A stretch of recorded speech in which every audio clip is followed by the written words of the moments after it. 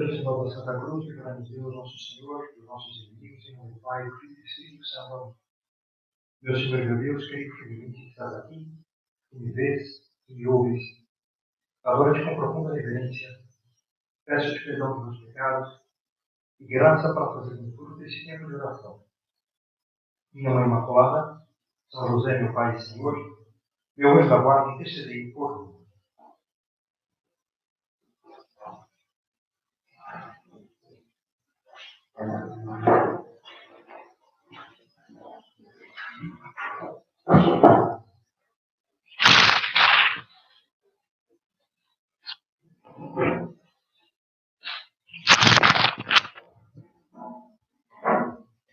Então, começamos o tempo da Quaresma, faz pouco mais de uma semana. Celebramos a quarta-feira de cinzas. Na semana passada, então, essa cerimônia tão expressiva, com uma simbologia, um significado tão forte, que dá início a esse tempo litúrgico, que, como nós sabemos, é um tempo de penitência. Então, para muitas pessoas, para a maioria das pessoas, quando se fala da Quaresma, a primeira ideia que vem à cabeça é justamente essa, uma penitência, que é um tempo de penitência que a Igreja recomenda, que a gente faça a penitência. O que é penitência? O que significa? Isso é uma ideia geral, todos nós temos. Acho que todos nós sabemos mais ou menos do que se trata. Mesmo as pessoas que talvez estejam um pouquinho por fora, que não tenham sim, uma formação cristã muito profunda, talvez essas pessoas pelo menos intuem, o que significa, o que é penitência. Mas hoje, no nosso recolhimento, nessa primeira meditação, então vamos tentar, aqui na presença do Senhor, se aprofundar um pouquinho nessa ideia do que realmente significa a penitência. E mais do que isso, não só o significado, mas também tentar entender por que nós fazemos penitência. Por que nós fazemos penitência?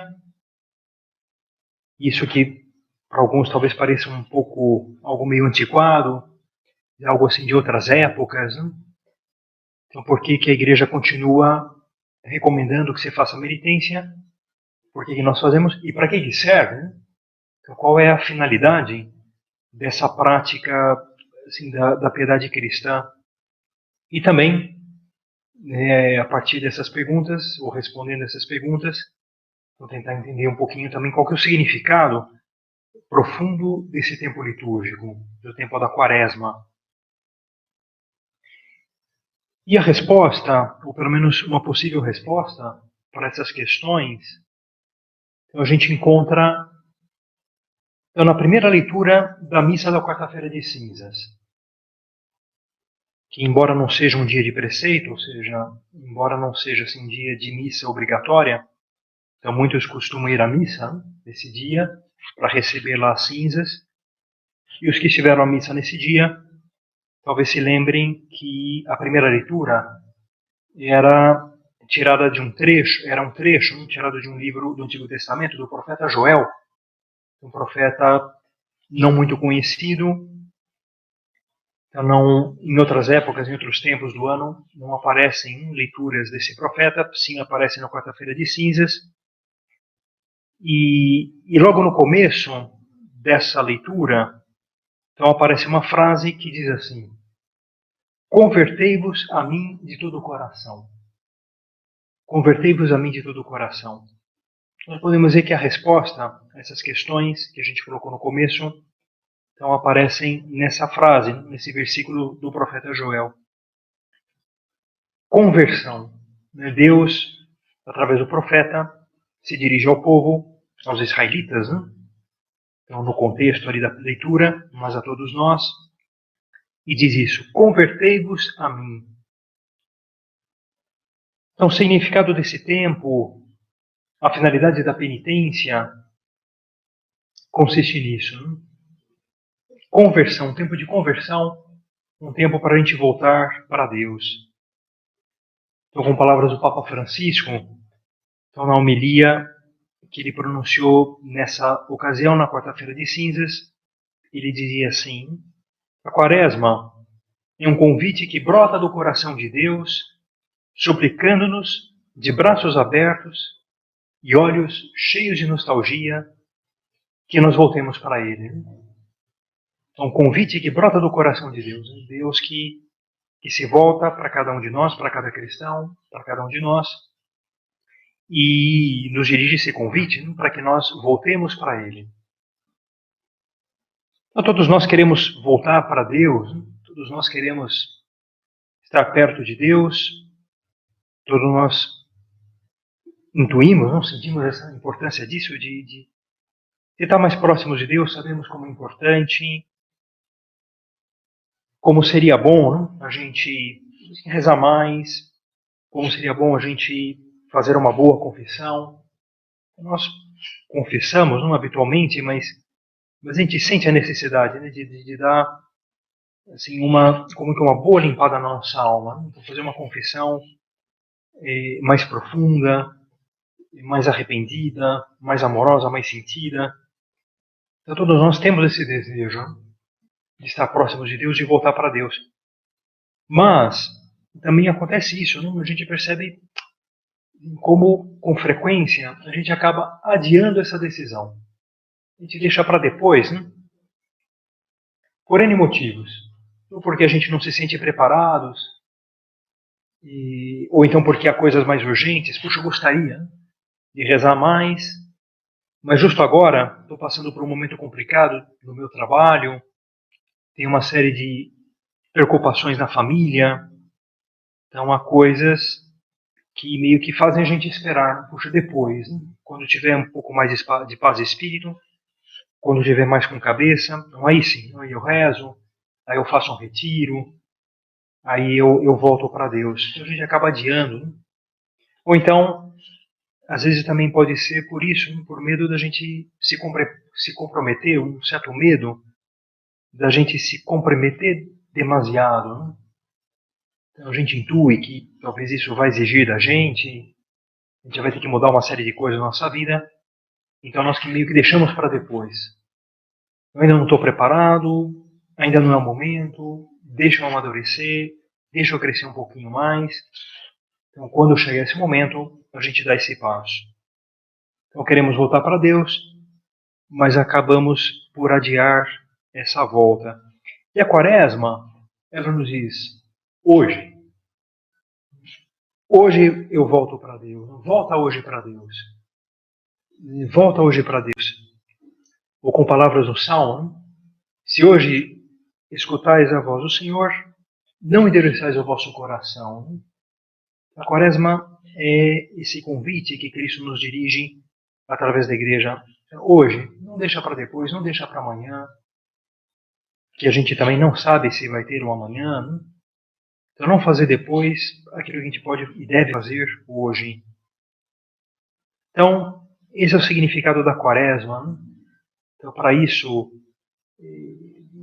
a igreja nos indica, né, a prática da penitência, para a gente se converter, para a gente voltar para Deus.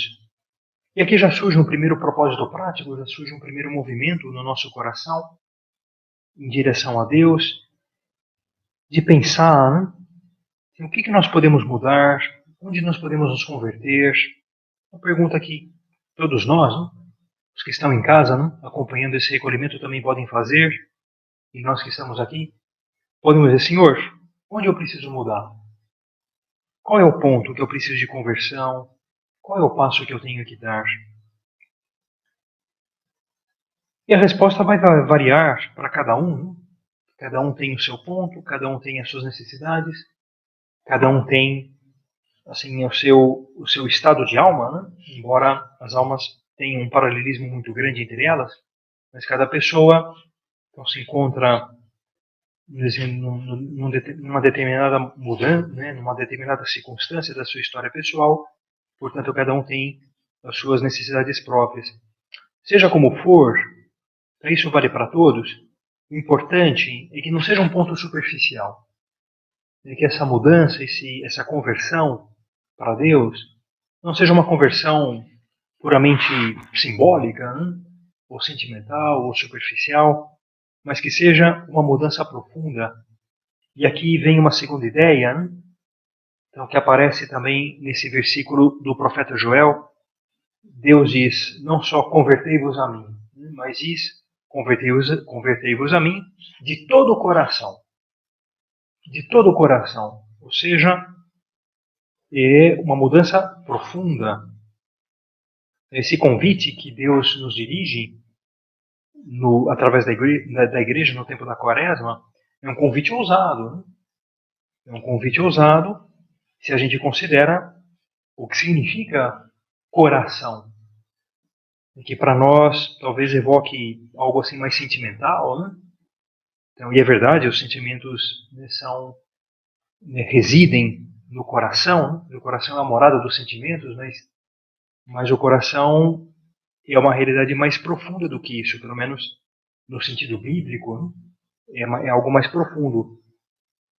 O Catecismo da Igreja Católica explica isso. Um texto, um ponto no Catecismo, muito bacana, muito bonito, né, que resume para nós o que é o coração. Diz assim, o coração é a casa em que estou, a casa onde moro, segundo a expressão semítica ou bíblica, aonde eu desço. Ele é o nosso centro escondido, inatingível pela razão e por outra pessoa. Só o Espírito de Deus pode sondá-lo e conhecê-lo.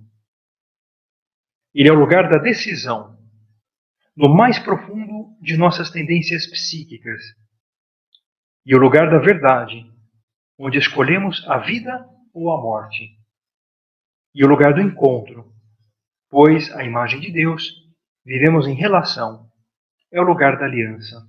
Tão bonito, né? Então, cada uma dessas frases aqui é muito profunda.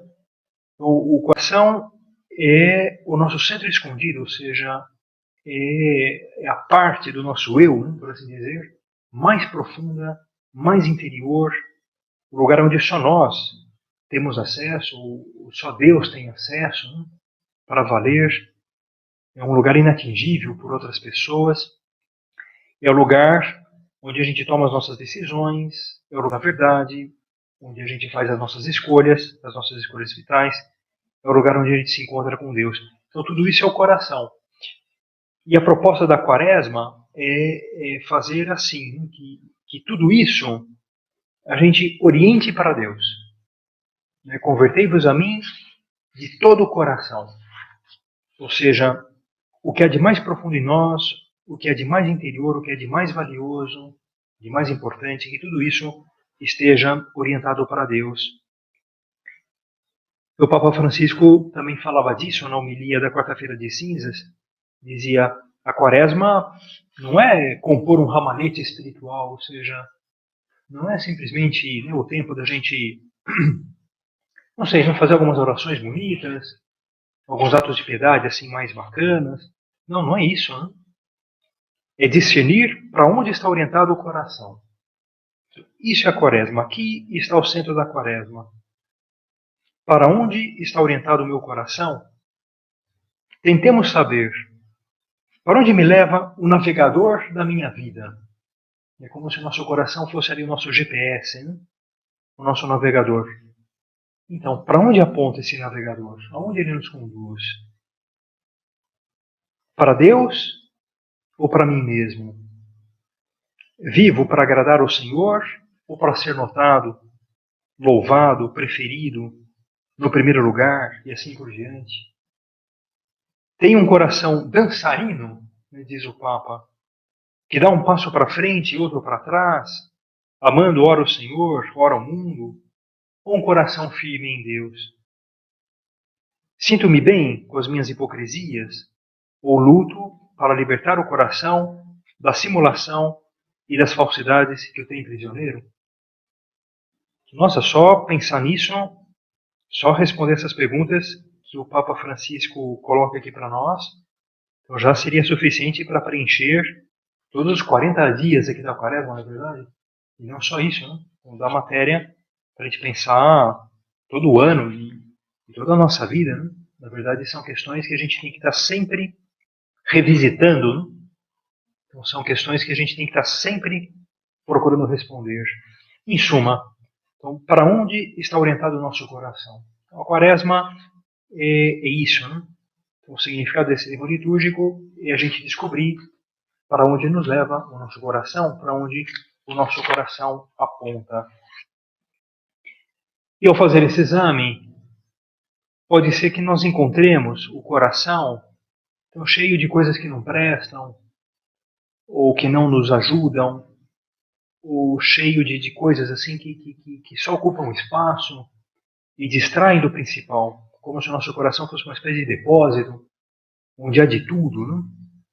Então, umas coisas que, na verdade, não são úteis para nós. Pode ser que nós encontremos o nosso coração orientado para coisas que não servem. Os sentimentos ruins, invejas, rancores, cobiças, assim, muito superficiais, comparações, vaidades, são coisas que nos atam, né? Não sei, ao mundo, às coisas terrenas, às criaturas, né? De um modo desordenado. Pode ser que a gente encontre no nosso coração e coisas que não sejam assim tão simples da gente tirar, da gente arrancar. Pode ser que não seja tão simples a gente reorientar o nosso coração. Então, aí entra em jogo a penitência, né? Então, a penitência, ela vai ter justamente essa finalidade de ajudar a gente a purificar o nosso coração, a tirar aquilo que não serve, aquilo que é inútil, a orientar o coração para Deus. Eu sempre gosto de citar umas palavras de Santo Agostinho, talvez muitos já tenham ouvido em outras ocasiões, em outras meditações, então aqui nesse tempo da Quaresma, mas vale a pena, né, a gente reconsiderar mais uma vez, porque de fato são palavras, muito, a meu ver, muito acertadas, muito bonitas, né? Ele diz assim, uma comparação muito simples. Imagina que Deus quer encher-te de mel. O mel, né, do amor a Deus, o mel da vida da graça, né, da filiação divina. Se estás cheio de vinagre, onde porás o mel? Primeiro, é preciso esvaziar o recipiente. É preciso limpá-lo e lavá-lo, ainda que custe esforço. Ainda que seja preciso esfregá-lo, para que seja capaz de receber algo. Então, isso, né? Então, Santo Agostinho compara o nosso coração como um jarro, um vaso que Deus quer encher de mel, né? De mel do seu amor. Mas se esse vaso, no nosso coração, de repente está cheio de vinagre, vinagre de coisas ruins, amargas, azedas, onde vai ser colocado o mel? Né? Onde Deus vai colocar o mel? Então a primeira coisa é esvaziar, tirar esse vinagre do nosso coração, esfregá-lo, lavá-lo, para que então Deus possa colocar o mel. Né? Então isso é a penitência. Né? A gente pode dizer que nessas palavras Santo Agostinho exemplifica para nós, dá para nós uma indicação simples do que é a penitência. Então a penitência é o que ajuda a gente a esfregar, limpar o nosso coração. E todo esse trabalho de purificação para que a gente possa, para que Deus possa colocar o mel do seu amor. Então, a Quaresma não é só penitência, não? A Quaresma é penitência. Tá, mas não é só penitência pela penitência. Porque muitas pessoas fazem penitência na Quaresma até por força do costume, né? Por uma herança familiar. Puxa, lá em casa, né, na Quaresma a gente não come chocolate, a gente não toma cerveja, a gente não assiste televisão. Tá, mas também não vamos à missa, não rezamos, né, não fazemos caridade. Quer dizer, tem gente que faz penitência só por força de costume, mas sem buscar o que ela, aquilo para qual ela realmente é útil. Na Bíblia, no Evangelho, Jesus Cristo recrimina, né, aquelas pessoas que faziam penitência, e às vezes penitências exigentes, mas sem retidão. Então faziam por pura vaidade. E no Antigo Testamento, Deus também já repreendia, né, aquelas pessoas que faziam penitência, mas que não se convertiam. E faziam penitências, às vezes até bastante exigentes, mas o coração continuava afastado de Deus. Então, não é só a penitência pela penitência, mas é uma penitência associada à conversão.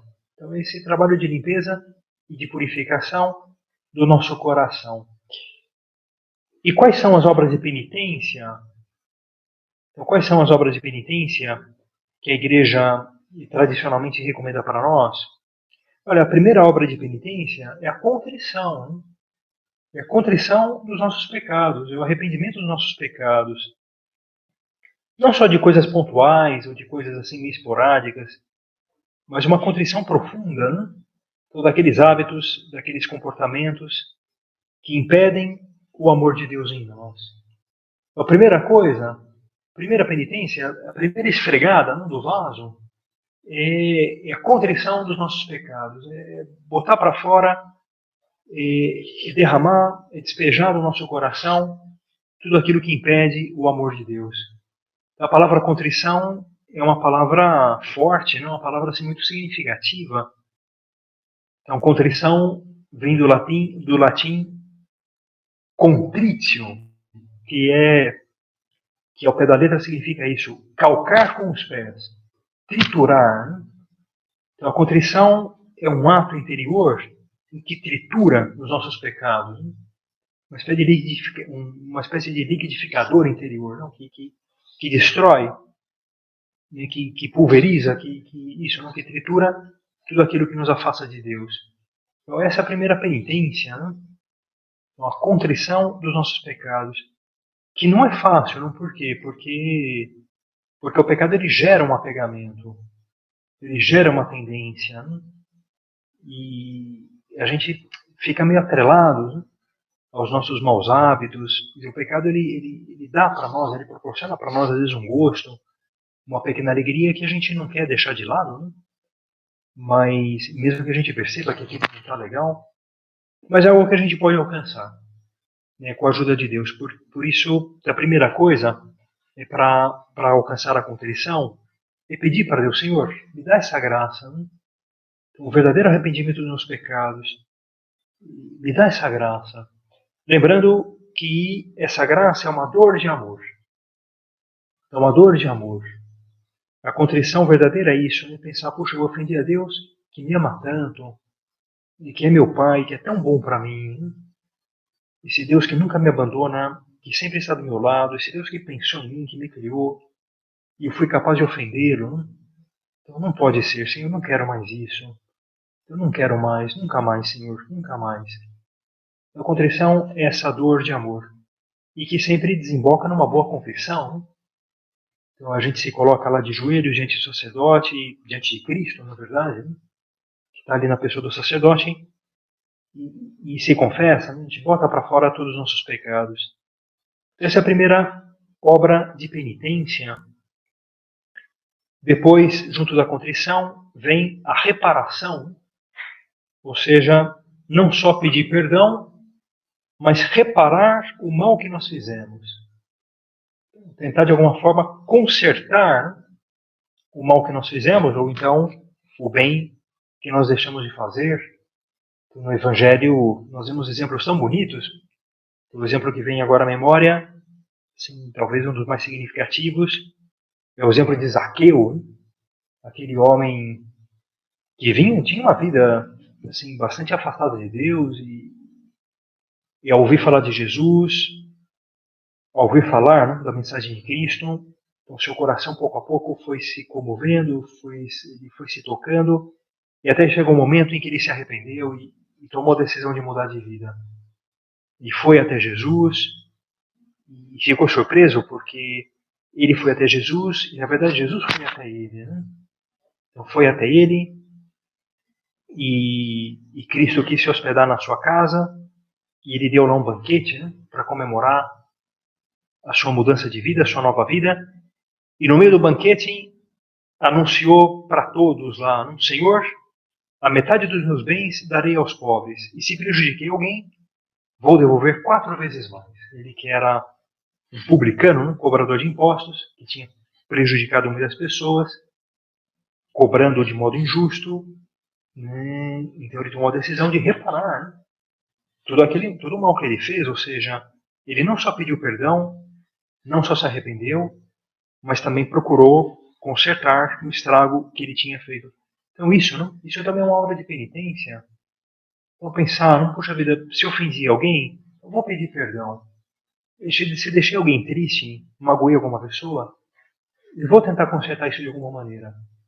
Se cometi alguma injustiça, não sei, falando mal de alguém, ou tirando de alguém algo que não devia, né? Vou tentar restituir aquilo que eu tirei. Né? A reparação. Né? Dizer, outra obra de penitência. E depois também tem aquelas obras de penitência tradicionais, né? Que a igreja sempre recomenda, que são o jejum, a esmola e a oração. São coisas já bem conhecidas de todos nós, então não é necessário que a gente aprofunde muito aqui na nossa oração. Eu só gostaria de recordar algumas palavras do Papa Bento XVI, numa mensagem que escreveu para a Quaresma faz vários anos, né? Para a Quaresma de 2011. Então, nessa mensagem, ele fazia como que um resuminho de cada uma dessas obras que pode nos ajudar. O jejum, né? Diz assim, tornando mais pobre a nossa mesa, aprendemos a superar o egoísmo para viver na lógica da doação e do amor. Então, suportando as privações de algumas coisas, não só do supérfluo, aprendemos a desviar o olhar do nosso eu para descobrir alguém ao nosso lado e reconhecer Deus nos rostos de tantos irmãos nossos. Então, o jejum é isso, né? Um modo prático da gente pensar menos em nós, né? No nosso conforto, na nossa comodidade, então, para poder pensar mais nos outros. Eu lembrava de uma historinha que contava certa vez o Papa Francisco numa homilia, numa catequese. Então, era uma história real, né? Que alguém contou para ele, e dizia assim, né, de uma mãe que estava à mesa lá com três filhos. E o pai estava fora de casa, estava trabalhando, e eles estavam lá comendo um bife à milanesa, né? O prato do dia era bife à milanesa. E aí toca a campainha, e um dos filhos vai ver, é um mendigo, né? E pedindo comida. E a mãe diz assim, bom, e aí, o que a gente faz? Aí os filhos, vamos dar algo para ele, né? Vamos dar algo para ele. A mãe, muito bem, então vamos dar algo para ele. E a mãe, então pegou o garfo e a faca e começou a cortar metade dos bifes, né? Que estavam lá na mesa. Aí os filhos disseram, mãe, assim não, né? Assim não. Então pega da geladeira, né? Você pega o bife que está na geladeira. E a mãe falou, não, então vamos fazer 3 sanduíches assim. Né? Então cada um vai abdicar aqui de metade do seu bife para poder dar de comer para aquele pobre, né? E o Papa Francisco comentava, e os filhos aprenderam que a verdadeira caridade se oferece não com aquilo que nos sobra, mas com aquilo que nos é necessário. Estou convicto de que naquela tarde eles sentiram um pouco de fome, mas é assim que se faz. Bonito, não? Esse é o significado do jejum. Não é só a gente deixar de comer, mas é algo assim que nos liberta do nosso egoísmo, né? E faz a gente pensar nos outros. Depois a esmola, não? A esmola que isso não que nos livra, dizia, voltando àquela mensagem do Papa Bento XVI, da idolatria dos bens materiais, que não só nos afasta do outro, mas nos espoja, tornando-nos infelizes, é algo que nos engana, então, sem realizar aquilo que promete, porque coloca as coisas materiais no lugar de Deus. E o Papa Bento colocava essa questão, como compreender a bondade paterna de Deus, se o nosso coração está cheio de nós mesmos, dos nossos projetos, das coisas com que a gente se ilude. A prática da esmola é uma maneira da gente colocar Deus no lugar, da gente se desprender das coisas, para colocar Deus no primeiro lugar. E depois a oração. A oração na qual nós encontramos tempo para Deus, para aprofundar na palavra de Deus, essas palavras que são palavras de vida eterna, para entrar em comunhão íntima com Ele. Né? A oração é o modo da gente entrar em comunhão íntima com Ele e conhecer em Deus o amor que não desilude, o amor que preenche o nosso coração. Essas são as práticas de penitência, né, que a Igreja recomenda para nós: a contrição, a reparação, o jejum, a esmola. Então, que são como esse esforço, né, de limpeza, de purificação do nosso coração, para que Deus possa depositar nele todo o seu amor, né, para que a gente possa orientar o nosso coração para Deus. Então vamos terminar a nossa primeira meditação, lembrando que nesse itinerário, né, da quaresma, desses 40 dias da quaresma, Nossa Senhora nos acompanha. Então vamos recorrer a ela, vamos pedir a sua ajuda, então que ela nos alcance a graça da conversão e de ter o nosso coração totalmente orientado para Deus.